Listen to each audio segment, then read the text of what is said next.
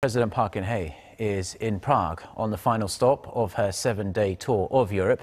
On Wednesday, the Korean leader met with her Czech counterpart and discussed ways to boost economic cooperation. For more, our Hwang Sung reports from Prague.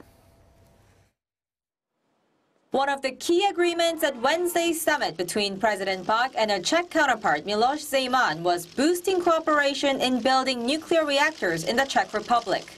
In a joint press conference, President Park said the countries will upgrade their bilateral strategic partnership, which was established in February. 체코 신규 원전 건설 사업과 관련한 협력은 양국에게 호혜적인 이익을 가져다 줄 것으로 기대가 됩니다.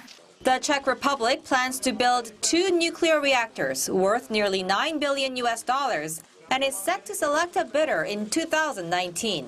The two leaders also signed other MOUs, agreeing on more cooperation in healthcare, information and communications technology, and the culture industry. Citing the Czech Republic's successful transformation after the collapse of its Soviet-backed regime more than 20 years ago, President Park called for joint efforts in denuclearizing North Korea.